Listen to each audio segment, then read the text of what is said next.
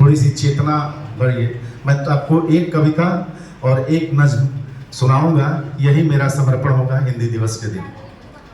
एक रचना मैंने सुनाया हुआ है, लेकिन मैं थोड़ा आप जागृत हो जाइए पीछे से लेकर आगे से लेकर पीछे तक, और राष्ट्र की चेतना को मैं जगाना चाहता हूँ, भरना चाहता हूँ आपके अंदर। ये हिंदी साहित्य ही है, ये हिंदी साहित्य ही था जिसने स्वतंत्रता आंदोलन में, इतिहास के स्वतंत्रता आंदोलन में सभी क्रांतिकारियों को जोड़े रखा, पिरोए रखा।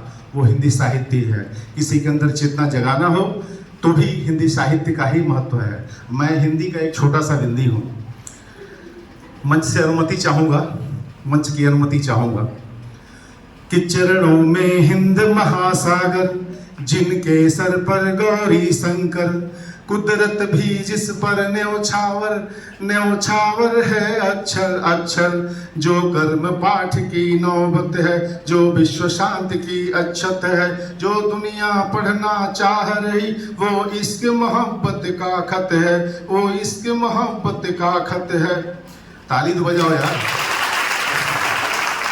अध्यात्ममयी जिनकी बाहें, कल्याणमयी जिनकी छाहें, जगती तल पर जिसकी छाहें, पूरब पश्चिम जिसकी बाहें, जिसके आराधन में अर्पित तन मन धन सारा है, जिसके आराधन में अर्पित तन मन धन सारा है।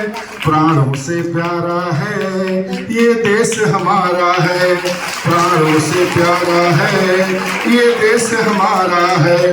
और आजकल की जो पीढ़ी है, hello guys, hi guys, nice guys, ऐसे लोग कहते हैं कि 200 साल अंग्रेजों ने दिया, हमने क्या दिया, भारत ने क्या दिया।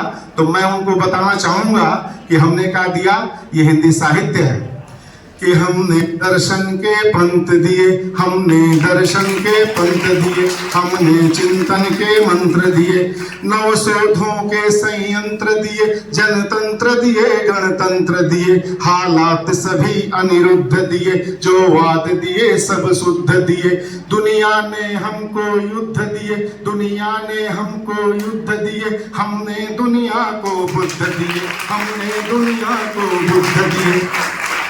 अब इतिहास और हिंदी मैं जोड़ रहा हूं कि जो हिंसा की आंधी आई, उनसे लड़ने गांधी धाए, जो हिंसा की आंधी आई, उनसे लड़ने गांधी धाए। पीरों को गाया मीरा ने, पीरों को गाया मीरा ने, माया को ठगा कबीरा ने, माया को ठगा कबीरा ने।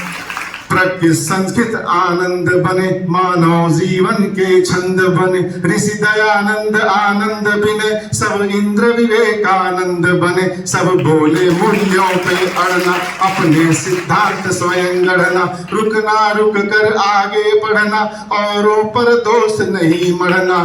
गीता हमको सिखलाती है, गीता हमको सिखलाती है, मिलता है जैसे को तैसा ये देश हमारा तुलसी के श्री रामचरितमानस जैसा, ये देश हमारा तुलसी के श्री रामचरितमानस जैसा। बहुत बहुत धन्यवाद। एक नज्म है, मैं मंच को समर्पित कर रहा हूँ, आप सबको समर्पित कर रहा हूँ। इसको किसी ने सुना नहीं, ये पहली बार है कैंपस में मैं सुनाने चल रहा हूँ। आदरणीय अनुपम मैम बैठी हैं, एक बार उनको सुनाया था।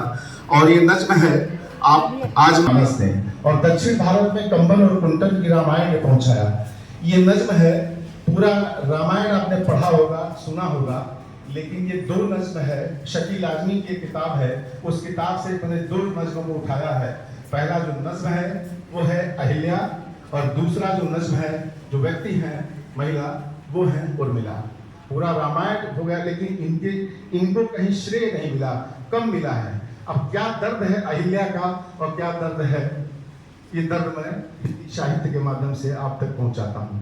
अहिल्या, आपने सुना होगा कि राम जी के स्पर्श से अहिल्या जो मूर्ति थी अपने इंसानी रूप में आती है। क्या भावना थी अहिल्या की, राम तुम क्यों मुझे छू कर गुजरे।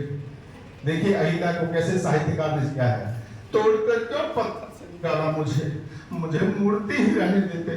मूर्ति होती, हिंदी साहित्य के लोगों से ताली चाहूं, मूर्ति ही होती तो पूजा होती।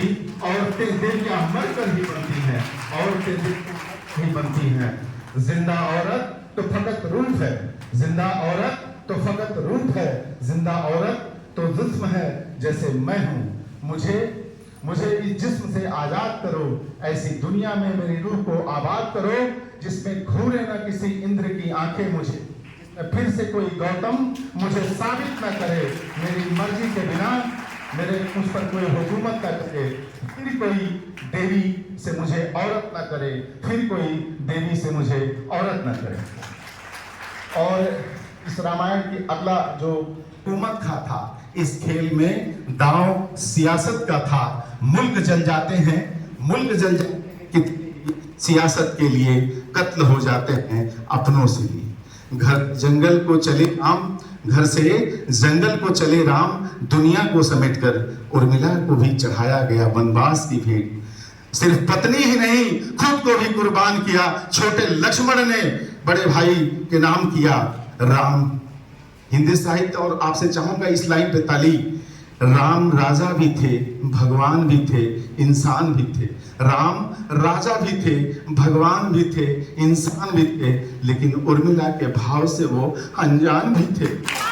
उर्मिला के भाव से वो अनजान भी थे। रूह जंगल में थी, रूह जंगल में थी, मगर जिस्म महल के अंदर वो भी रहते हुई थी पत्थर, वो भी रहते हुई थी पत्थर। दूर रहना पड़ा लक्ष्मण से उसे 14 वर्ष। महल ऐसे था जैसे कसक। उर्मिला बेदिलो बेजान थी लक्ष्मण के बगैर, जैसे श्रृंगार हो के बगैर। उसका भी कभी दीवार से बाहर निकला ही नहीं, दर्द उसका भी कभी दीवार से बाहर निकला ही नहीं। उसमें जो मोम था वो पिघला ही नहीं, उसमें जो मोम था वो पिघला ही नहीं। एक चिंगारी बिना भड़के हुए रात की आग अश्कों से न भीगी कभी इतिहास की आंख। ऐसा किरदार कि जिसमें कोई, ऐसा किरदार कि जिसका कोई हिस्सा भी नहीं। उर्मिला राम के वनवास का हिस्सा भी नहीं। बहुत बहुत धन्यवाद। जय हिंदी, जय नागरी।